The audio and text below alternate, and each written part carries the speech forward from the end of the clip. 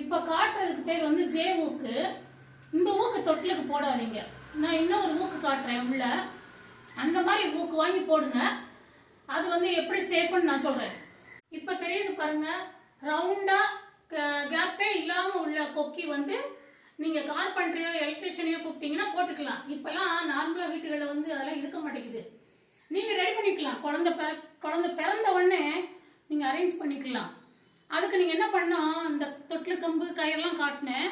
இந்த கயிறை வந்து முதல்ல ஒரு பகுதியை உள்ள விட்டு இப்படி எடுத்துக்கணும். எடுத்துட்டு அதை வந்து மறுபடியும் இந்த கேப்புக்குள்ள சொருகி தொட்டில் கட்ட ஆரம்பிக்கணும்.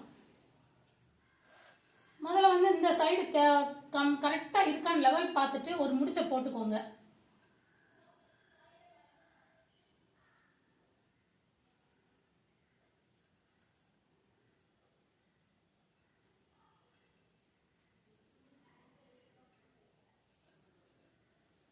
இப்ப பார்த்துக்கோங்க, இப்ப ரெண்டும் ஈக்குவலா இருக்குது.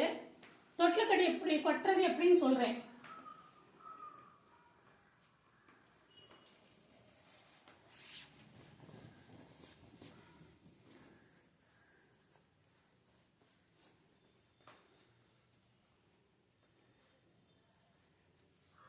ஒரு சுத்தி ஒரு முடிச்சு போட்டுக்கிட்டீங்கன்னா நல்லா நல்ல டைட்டா போட்டுக்கணும்.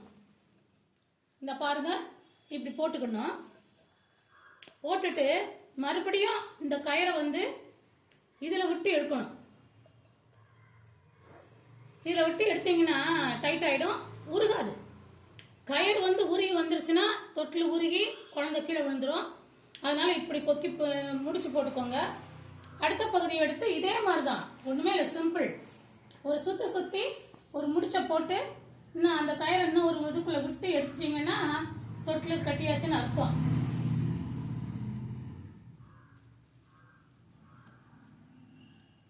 ஒண்ணுமே இல்லை, இப்படி உள்ள விட்டு இப்படி எடுத்தீங்கன்னா முடிஞ்சு போச்சு. இது உருகாம இருக்கிறதுக்காக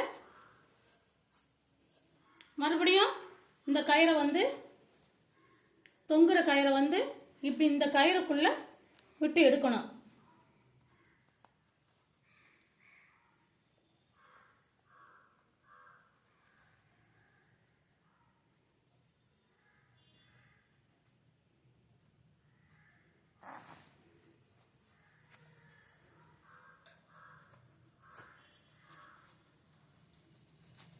நல்லா டைட் ஆயிடுச்சு.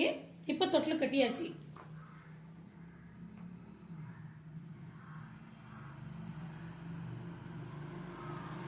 தொட்டில் வந்து குழந்தைய தலை எங்க வச்சு போடுறதுன்னு உங்களுக்கு தெரியணும். பள்ளத்துல தலையை வச்சு போட்டக்கூடாது. அதனால இந்த ரெண்டு நுனியவும் பிடிச்சி இப்படி பார்க்கணும். எந்த பக்கம் உயர்வா இருக்கோ அந்த பகுதியில் குழந்தைய தலை வச்சு போடணும். தலை வச்சு படுக்க வைங்க. குழந்தை இப்படி இப்படி உருளும் போது நல்ல அம்மா கூட இருக்கிற மாதிரியே இந்த அரவணைப்பு இருக்கும். அதனால இந்த மாதிரி செய்யுங்க. குழந்தை எங்க பிறக்குதோ, ஊர்களில் வெளியூர்களில் பிறந்தாலும் சரி, ஹாஸ்பிட்டலில் பிறந்தாலும் சரி, அந்த டிஸ்சார்ஜ் ஆகி வரும்போது வீட்டில இருந்து ஊர்ல இருந்து கிளம்பும் போது ஒரு படி மண் எடுத்து ஒரு மஞ்சள் துணியில கட்டி இந்த குழந்தை தொட்டில் கம்புல கட்டிடணும். அது வந்து அந்த பிறந்த இடத்துல இருந்த அனுபவம் அந்த குழந்தைக்கு ஒரு மனசுல நல்ல ஒரு பாசிட்டிவா கிடைக்கும்.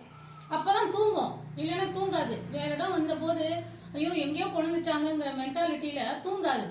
அதனால எங்க பிறந்துச்சோ அந்த இடத்துல இருந்து மண் எடுத்து வந்து துணியில கட்டி இந்த கயிறுல கம்புல கட்டி போட்டுருங்க.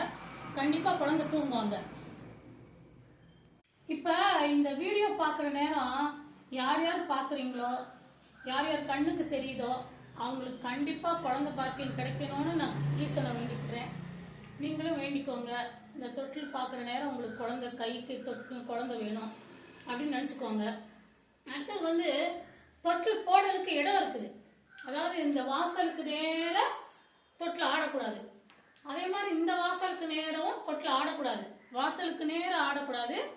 பெரியவங்களுமே வாசலுக்கு நேரம் தலை வச்சு படுக்கக்கூடாது. கொஞ்சம் தள்ளி தான் படுக்கணும். அதை தெரிஞ்சுக்கோங்க. அடுத்தது ஊருக்கு போறீங்கன்னு வச்சுக்கோங்க. இப்போ ஒரு இடத்துல குழந்தை பிறந்திருக்கு, ஊருக்கு கிளம்புறீங்கன்னா முதல்ல குழந்தைய கையில மடியில எடுத்த உடனே அந்த தொட்டில வந்து ஒரு பகுதியை அவுத்து விட்டணும். தொட்டில் கட்டுமானக்கு இருக்கக்கூடாது. இப்படி ஒரு கயிறு அவுத்து விட்டு இப்படி போட்டுறணும். அதே மாதிரி இப்படி கயிறை தூக்கி போட்டோன்னா குழந்தைங்க இருக்க இடத்துல கேர்ஃபுல்லாக கயிறை வைங்க. குழந்தைங்க கழுத்தில் மாட்டிக்கிடக்கூடாது. கொஞ்சம் பெரிய குழந்தைங்க 2 வயசு 3 வயசு குழந்தைங்க வந்து கயிறை பிடிச்சி விளையாடுவாங்க. அப்போ வந்து ரிஸ்க் ஆகிடக்கூடாது, பாதுகாப்பாக இருக்கணும். அதனால கயிறை வந்து முடிச்சு போட்டு சின்னதாக ஆக்கி விட்டுருங்க, ரொம்ப நீளமாக வைக்காதீங்க. அதே மாதிரி தான் தொட்டில் அவுத்து விட்டுருங்க. 2 இடத்துல தொட்டில் இருக்கக்கூடாது, ஒரு இடத்துல தான் இருக்கணும்.